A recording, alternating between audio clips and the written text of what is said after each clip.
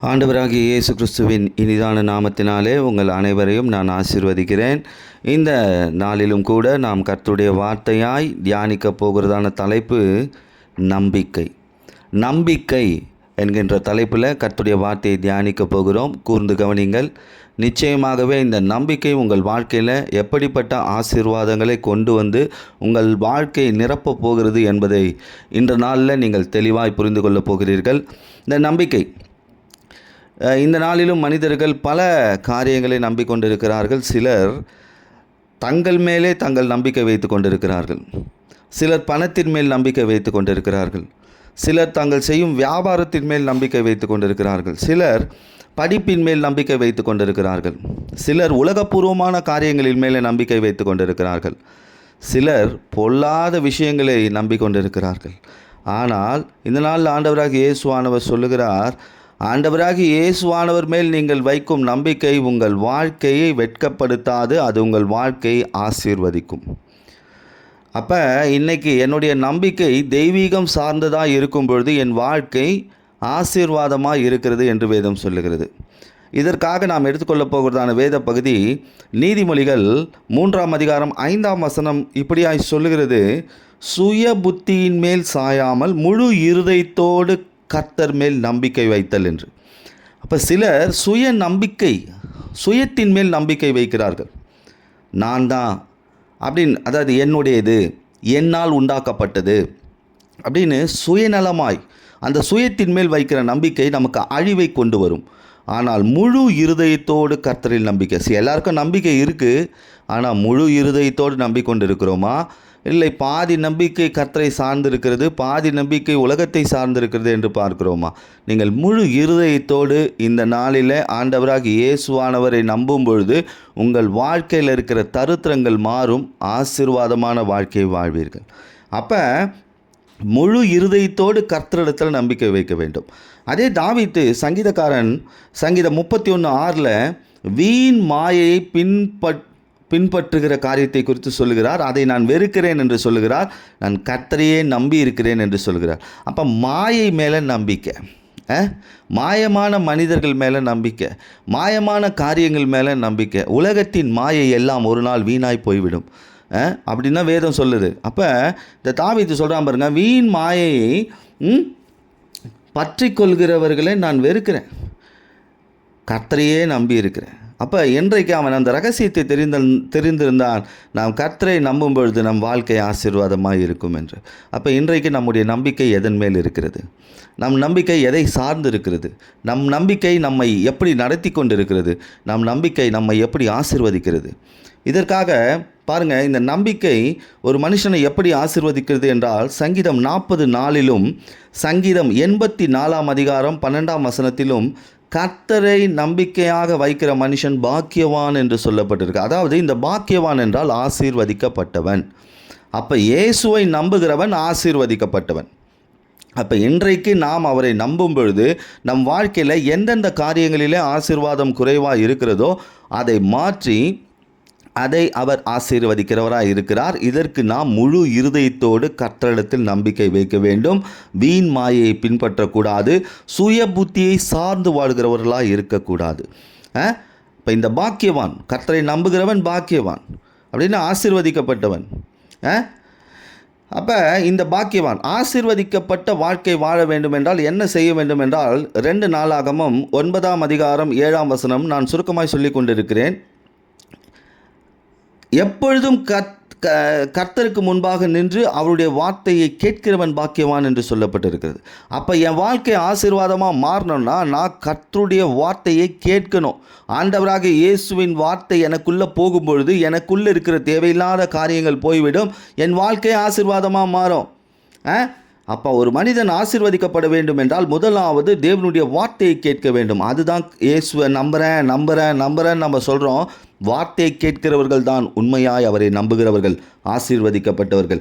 அது மட்டும் இல்லைங்க, சங்கீதம் 1:2 இரவும் பகலும் கர்த்தருடைய வேதத்தை தியானிக்கிறவன் பாக்கியவான் என்று சொல்லப்பட்டிருக்கு. அப்போ வேதத்தை கேட்பது மட்டுமல்ல, இதை தியானம் செய்ய வேண்டும், அதை வாழ்க்கையில் தியானமாக எடுத்துக்கொள்ள வேண்டும். அநேக தியானங்களை செய்து கொண்டிருக்கிறார்கள். நமக்குள் ஒரு தியானம் இருக்க வேண்டும். அது வேத வார்த்தைகள் நமக்குள் ஒரு தியான நெருப்பாய் அது எரிந்து கொண்டே இருக்கும் பொழுது நம் வாழ்க்கை ஆசீர்வதிக்கப்படும்.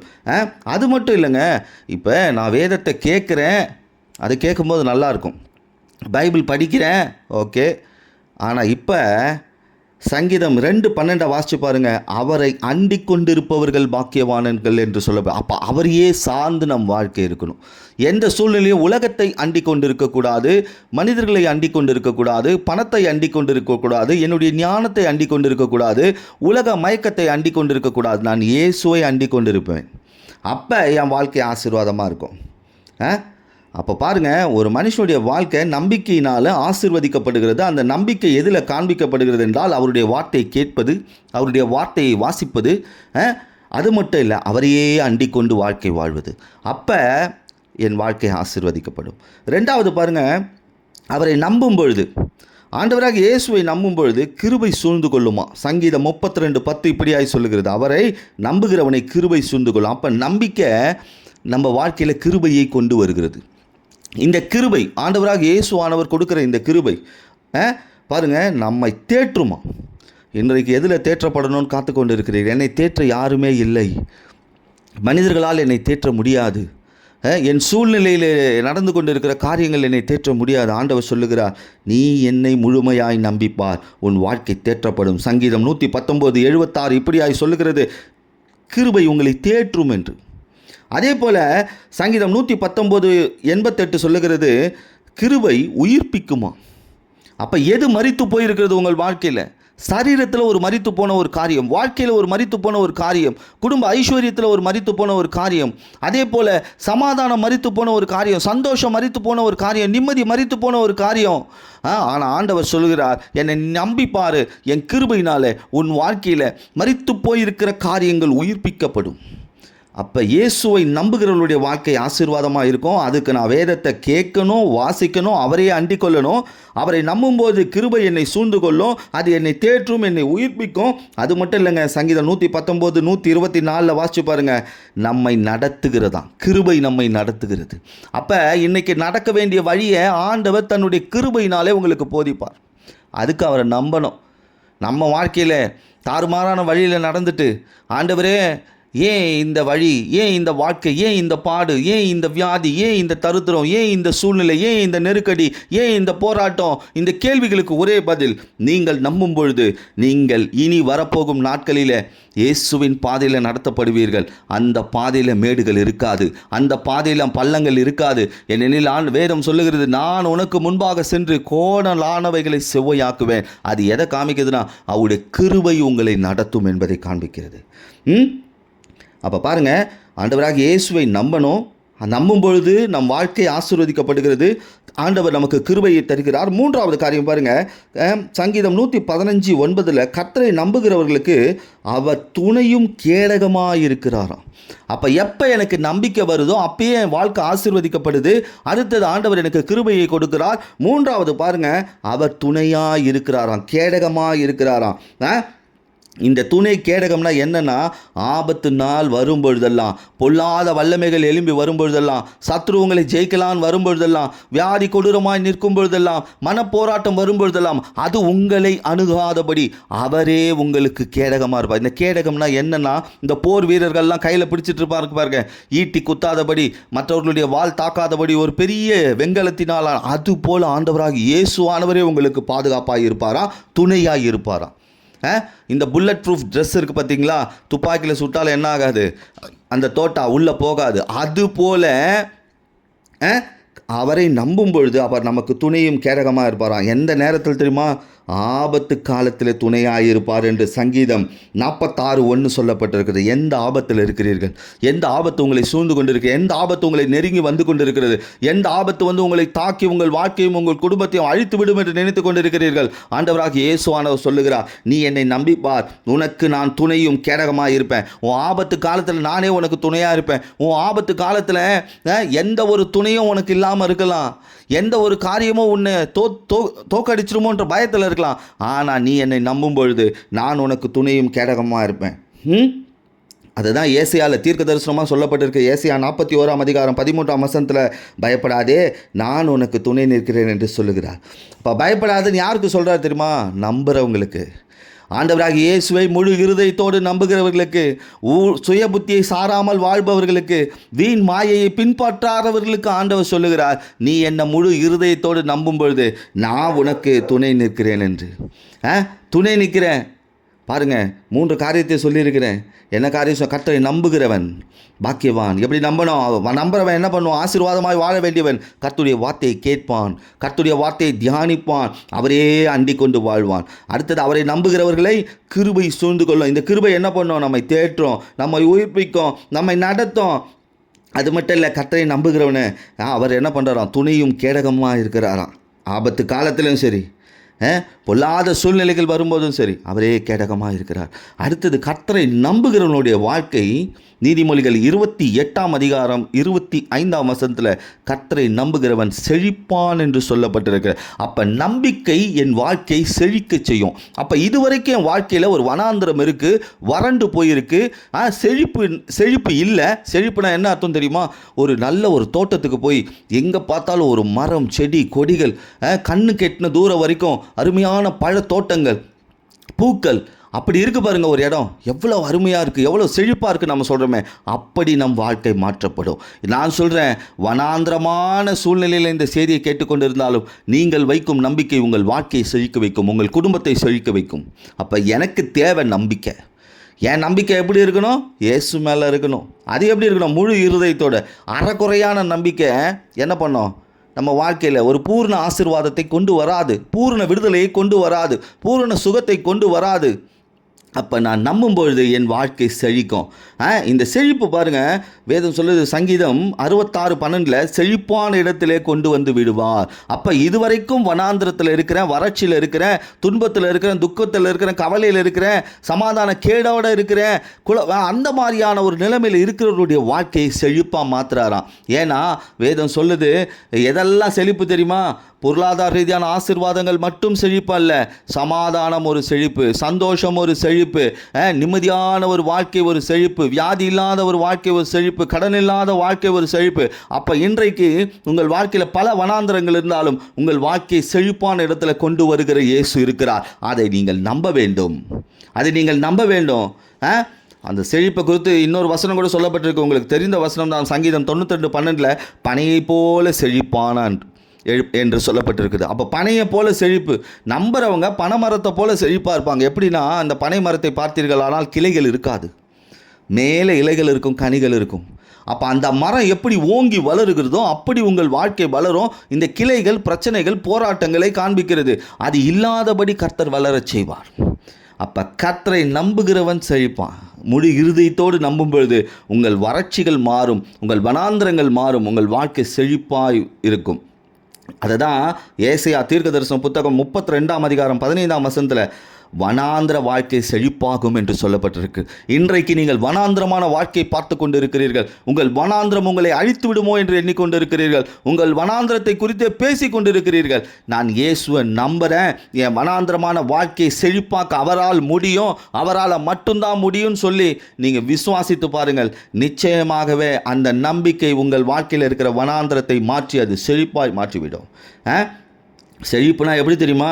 ஒரு வசனம் இருக்குது, ஓசியா 14ஆம் அதிகாரம் 7ஆம் வசனத்தில், தானிய விளைச்சலை போல செழித்து திராட்சை செடிகளைப் போல படருவார்கள், வாசனை லீபனோனுடைய திராட்சை போல இருக்கும் அப்படின்னு. அவ பாருங்கள், உங்கள் வாழ்க்கை வளருமா, செழிக்குமா, கனி தரக்கூடிய காரியங்கள் இருக்குமா, படருமா, வாசனையான ஒரு வாழ்க்கை வாழ்வீங்க, திராட்சை தோட்டத்தை போல இருப்பீர்கள். அப்போ உங்கள் வாழ்க்கையை பாருங்கள், நம்பிக்கை உங்கள் வாழ்க்கையை வளரச் செய்யும், செழிக்கச் செய்யும், வாசனை துர்நாற்றத்தை மாற்றி வாசனையாய் மாற்றும். அதற்கு தேவை நம்பிக்கை. இன்றைக்கு எதை நம்பிக்கொண்டு இருக்கிறோம்? அநேக பேர் வீண் மாயைகளை பின்பற்றி என்ன பண்ணுறாங்க? அது மேலே நம்பிக்கை வச்சு பாழாக்கிக்கிறாங்க வாழ்க்கையை. சுய புத்தி, நான் தான் எடுக்கிற முடிவு, நான் சொல்கிறதான் முடிவு, என்னுடைய முடிவு மட்டும்தான், சுய புத்தி, அது இயேசுவின் மேலே இருக்க நம்பிக்கையை காட்டாது. அப்போ பாருங்கள், கர்த்தரை நம்புகிறவர்களுடைய வாழ்க்கை ஆசீர்வதிக்கப்படும். அதற்கு என்ன செய்யணும்? கர்த்தருடைய வேதத்தை கேட்கணும், வார்த்தைகளை கேட்கணும், வார்த்தையை தியானம் செய்யணும், அவரை அண்டிக் கொண்டு இருக்கணும். அப்போ அவரை நம்பும்பொழுது என் வாழ்க்கையில் கிருபை சூழ்ந்து கொள்ளும். அடுத்தது சொன்னேன், பல காரியங்கள் நான் உங்களுக்கு சொல்லியிருக்கேன். கடைசியாக இன்னொரு காரியத்தை சொல்கிறேன் பாருங்கள். கர்த்தரை நம்புகிறவர்கள் தேசத்தை சுதந்திரித்து அவருடைய பர்வதத்திலே காணியாட்சிக்காரர்களாய் இருப்பார்கள். ஏசாயா 57:13 இப்படியாய் சொல்லுகிறது. அப்போ ஆண்டவர் சொல்கிறார், நீங்கள் நம்பி பாருங்க, நீங்கள் தேசத்தை சுதந்திரத்துக் கொள்வீர்கள். எதையெல்லாம் இழந்தீர்களோ நீங்கள் இழந்ததில் ஒரு நியாயம் இருக்கும் பட்சத்தில் ஆண்டவர் அதை மறுபடியுமாய் தருவார். அவருடைய பர்வதத்திலே கனியாட்சிக்காரர்களாக இருப்பீர்கள். அப்போ பாருங்கள், ஆண்டவர் சொல்கிறார் பாருங்கள், என்னை நம்பி பாருங்கள், நீங்கள் இழந்த சமாதானத்தை சுதந்திரத்துக் கொள்வீர்கள், சந்தோஷத்தை சுதந்திரத்துக் கொள்வீர்கள், தேவ பலனை சுதந்திரத்துக் கொள்வீர்கள், உங்கள் ஜபங்களுக்கு பதில்களை சுதந்திரத்துக் கொள்வீர்கள், உங்கள் வாழ்க்கையில் இழந்து போன ஐஸ்வர்யத்தை சுதந்திரத்துக் கொள்வீர்கள். என்னுடைய பர்வதத்தில், இயேசுவின் ஆலயத்தில், அவருடைய பர்வதத்தில் உங்களை அதிகாரியைப் போல, காணியாட்சிக்காரர்களைப் போல வைப்பார். ஆண்டவர் அங்கே சாட்சியாக வைப்பேன்னு சொல்கிறாருங்க. உங்களை நீங்கள் நம்பி பாருங்கள், உங்கள் வாழ்க்கையை மாறிடும். நீங்கள் நம்பி பாருங்கள், உங்கள் வாழ்க்கை ஆசீர்வாதமாக இருக்கும். இன்றைக்கு நம்பிக்கை என் வாழ்க்கையை மாற்றக்கூடியதாக இருக்குது. எந்த நம்பிக்கை? உலகத்து மேலே வைக்கிற நம்பிக்கை இல்லை, இயேசுவின் மேல் வைக்கிற நம்பிக்கை. இன்றைக்கு ஆண்டவர் உங்களை பார்த்து ஒரு வார்த்தை சொல்லியிருக்கிறார், என்னை நம்புங்க, உங்கள் வாழ்க்கை ஆசீர்வாதமாக மாறும். சுய புத்தியை நம்பாதீங்க, வீண் மாயை நம்பாதீங்க, என்னுடைய வார்த்தையை நம்புங்க, என் வார்த்தையை தியானம் பண்ணுங்க, என்னையே அண்டி கொண்டுருங்க, உங்கள் வாழ்க்கை ஆசீர்வாதமாக இருக்கும். என்னை நம்புங்க, உங்கள் வாழ்க்கையில் கிருபை சூழ்ந்து கொள்ளும், நன்மை உங்களை தேற்றும். அதே போல் உங்கள் வாழ்க்கை உயிர்ப்பிக்கப்படும், நீங்கள் நடத்தப்படுவீர்கள். அவரை நம்பும் பொழுது அவர் எனக்கு துணையாக இருக்கிறார். எந்த சூழ்நிலையை என்னை அணுகாதபடி, பொல்லாத வல்லமைகள், பிசாசின் தந்திரங்கள், அசுத்த ஆவிகள் எதுவும் என்னை அணுகாதபடி அவர் என்னை பாதுகாக்கிறவராக இருக்கிறார். அது மட்டும் இல்லைங்க, நான் அவரை நம்பும்போது என் வாழ்க்கை செழிக்கும். இனி வனாந்திரம் இல்லை, என் வாழ்க்கை செழிப்பாக இருக்கும். செழிப்பு மட்டும் இல்லை, பனையை போல் என் வாழ்க்கை செழிக்கும். என் வாழ்க்கையில் விளைச்சல்களை காண்பேன். என் வாழ்க்கையில் துர்நாற்றம் மாறும். என் வாழ்க்கை எப்படி இருக்கும்? வாசனை தான் இருக்கும். நான் கர்த்தரை நம்புகிறேன், தேசத்தை சுதந்திரத்துக் கொள்வேன். நான் இழந்து போன சமாதானத்தையும், சந்தோஷத்தையும், ஆரோக்கியத்தையும், ஐஸ்வர்யத்தையும் நான் சுதந்திரத்துக் கொள்வேன். இன்றைக்கி எத்தனை பேர் சொல்ல முடியும், நான் கர்த்தரை நம்புகிறேன், நான் இயேசுவை நம்புகிறேன். என் நம்பிக்கை ஒரு நாள் என்னை வெட்கப்படுத்தாது. என் நம்பிக்கை நிச்சயமாக என்னை ஆசீர்வதிக்கும். இன்றைக்கு ஆண்டவர் என் மத்தியில் இயேசுவை நம்பி பாருங்கள், உங்கள் வாழ்க்கையை மாற்றுவேன்னு பேசியிருக்கிறாரு. நிச்சயமாகவே என் நம்பிக்கை என்னை ஆசீர்வதிக்கும் என்ற விசுவாசத்தோடு இந்த செய்தியை கேட்டிருக்கிறீர்கள். உங்களுக்காக ஆண்டவர் பேசியிருக்கிறார். முழு இருதயத்தோடு அவரை நம்பி பாருங்கள். உங்கள் வாழ்க்கை நிரம்பி வழியத்தக்கதாய், மற்றவர்கள் காணும்படி எந்த இடத்தில் விழுந்தீர்களோ அந்த இடத்தில் உயர்த்தப்படுவீர்கள். எதை தோற்றீர்களோ அந்த இடத்தில் ஜெயிப்பீர்கள். நம்புங்கள், நிச்சயமாகவே ஆண்டவராகிய இயேசுவானவர் உங்களையும் உங்கள் குடும்பத்தையும் உயர்த்தி ஆசீர்வதிப்பார். ஆமென்.